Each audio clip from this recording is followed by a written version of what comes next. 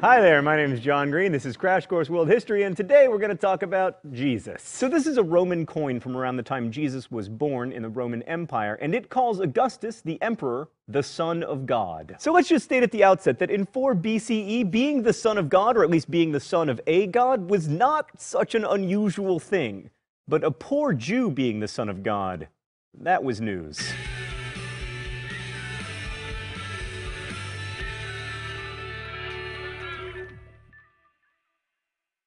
Any understanding of Christianity has to start with Judaism because Jesus was born a Jew and he grew up in the Jewish tradition. He was one of many teachers spreading his ideas in the Roman province of Judea at the time, and he was part of a messianic tradition that helps us understand why he was thought of not only as a teacher, but as something much, much more. Let's go straight to the thought bubble today. The people who would become the Jews were just one of many tribal peoples eking out an existence in that not very fertile crescent world of Mesopotamia after the agricultural revolution. The Hebrews initially worshipped many gods, making sacrifices to them in order to bring good weather and good fortune, but they eventually developed a religion centered around an idea that would become key to the other great Western religions. This was monotheism, the idea that there is only one true God. The Hebrews developed a second concept that is key to their religion as well, the idea of the covenant, a deal with God. It's kind of hard to understand the Jews without understanding Abraham, or Abram as he was known before he had his big conversation with God recorded in Genesis 17. When Abram was 90 years and 9, the Lord appeared to Abram and said unto him, I am the Almighty God, walk before me and be thou perfect. And I'm gonna make a covenant with you and a bunch of cool things will happen, like you're gonna have kids and your descendants will number the stars and you can have all the land of Canaan forever. It's gonna be awesome. I'm paraphrasing, by the way, thought bubble. So God promised that Abram would have kids with his wife, even though the dude was already like 99. And in exchange, God had chosen Abraham and his descendants to be a great nation.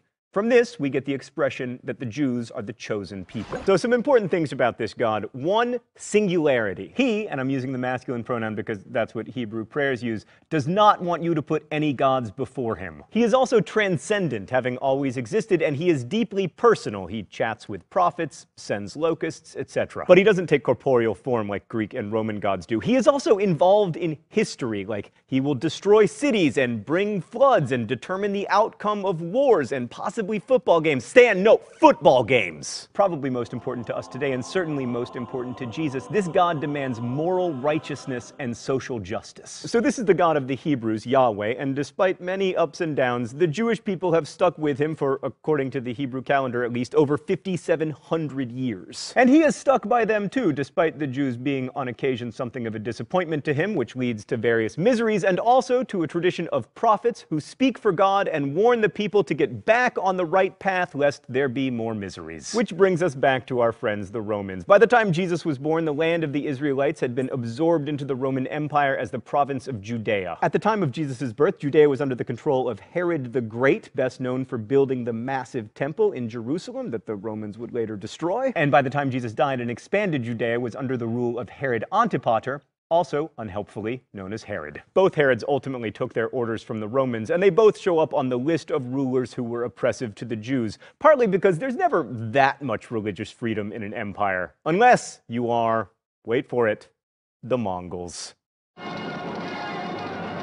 Or the Persians. Also, they were Hellenizers, bringing in Greek theater and architecture and rationalism. And in response to those Hellenistic influences, there were a lot of preachers trying to get the Jews to return to the traditions and the godly ways of the past, including the Sadducees and the Pharisees and the Essenes and the Zealots. And one of those preachers, who didn't fit comfortably into any of those four groups, was Jesus of Nazareth. Jesus was a preacher who spread his message of peace, love, and above all, justice across Judea during his actually average-length life for his time. He was remarkably charismatic, attracting a small but incredibly loyal group of followers, and he was said to perform miracles, although it's worth noting that miracles weren't terribly uncommon at the time. Jesus' message was particularly resonant to the poor and downtrodden, and pretty radical in its anti-authoritarian stance. He said it was easier for a camel to get through the eye of a needle than for a rich man to get to heaven. He said the meek were blessed, that the last would be first and the first would be last. All of which was kind of threatening to the powers that be, who accordingly had him arrested, tried, and then executed in the normal manner of killing rebels at that time,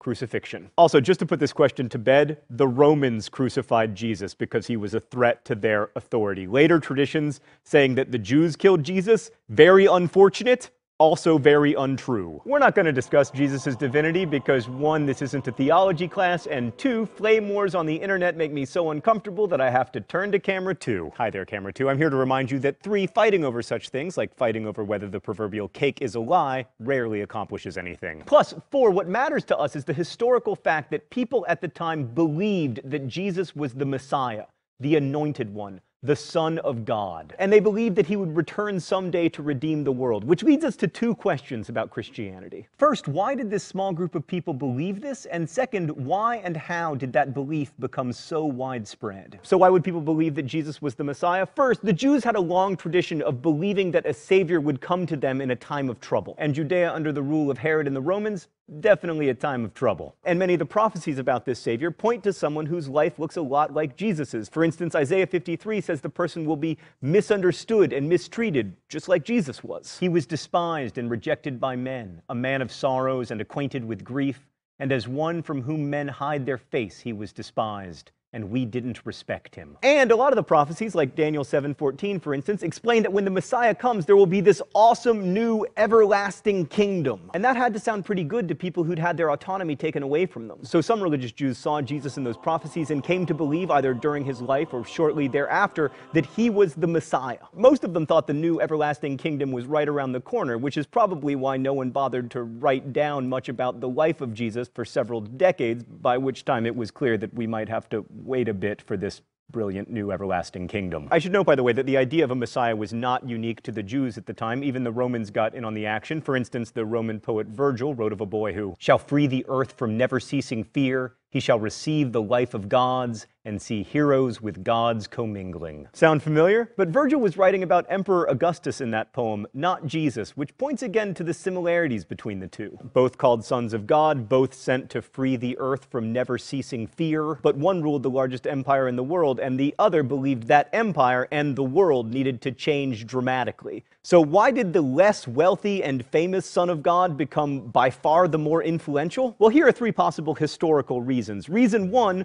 the Romans continued to make things bad for the Jews. In fact, things got much worse for the Jews, especially after they launched a revolt between 66 and 73 CE, which did not go well. By the time the dust had settled, the Romans had destroyed the temple and expelled the Jews from Judea, beginning what we now know as the Jewish diaspora. And without a temple or geographic unity, the Jews had to solidify what it meant to be a Jew and what the basic tenets of the religion were. This forced the followers of Jesus to make a decision. Were they going to continue to be Jews, following stricter laws set forth by rabbis, or were they going to be something else? The decision to open up their religion to non-Jews, people who weren't part of the covenant, is the central reason that Christianity could become a world religion instead of just a sect of Judaism. And it probably didn't hurt that the main proponent of sticking with Judaism was James, Jesus' brother, who was killed by the Romans. Reason number 2 is related to reason number 1, and it's all about a dude named Saul. No, not that Saul. Yes. Saul of Tarsus, thank you. Saul, having received a vision on the road to Damascus, became Paul and began visiting and sending letters to Jesus followers throughout the Mediterranean. And it was Paul who emphatically declared that Jesus followers did not have to be Jews, that they didn't have to be circumcised or keep to Jewish laws or any of that stuff. This opened the floodgates for thousands of people to convert to this new religion. And the other thing to remember about Paul is that he was a Roman citizen, which meant he could travel freely throughout the Roman Empire. This allowed him to make his case to lots of different people and facilitated the geographic spread of Christianity. Oh, it's time for the open letter? All right.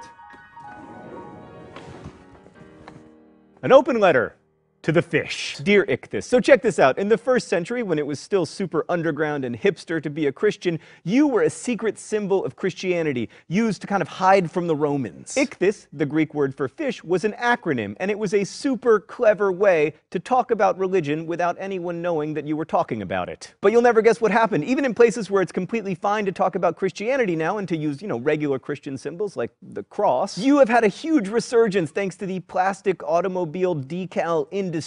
And lastly, Christianity was born and flourished in an empire with a common language that allowed for its spread. And crucially, it was also an empire in decline. Like, even by the end of the 1st century CE, Rome was on its way down. And for the average person, and even for some elites, things weren't as good as they had been. In fact, they were getting worse so fast that you might have thought the end of the world was coming. And Roman religion offered no promise of an afterlife and a bunch of squabbling, whiny gods. Sorry if I offended adherents to Roman religion, but seriously, they squabble. So even though early Christians were persecuted by the Roman Empire and sometimes fed to the lions and other animals, the religion continued to grow, albeit slowly. But then as the Roman decline continued, Emperor Constantine allowed the worship of Jesus and then eventually converted to Christianity himself. And then the religion really took off. I mean, Rome wasn't what it used to be, but everybody still wanted to be like the emperor. And soon enough, there was a new Son of God on coins. Thanks for watching. See you next week. Crash Course is produced and directed by Stan Muller. Our script supervisor is Danica Johnson. The show is written by my high school history teacher Raoul Meyer and myself, and our graphics team is Thought Bubble. As only 62 million of you guessed last week, the phrase of the week was Chipotle burrito. If you want to guess at this week's phrase of the week or suggest future ones, you can do so in comments, where you can also ask questions about today's video that will be answered, hopefully, by our team of historians. Thanks for watching Crash Course, and as we say in my hometown, don't forget to be awesome. Ow! Again!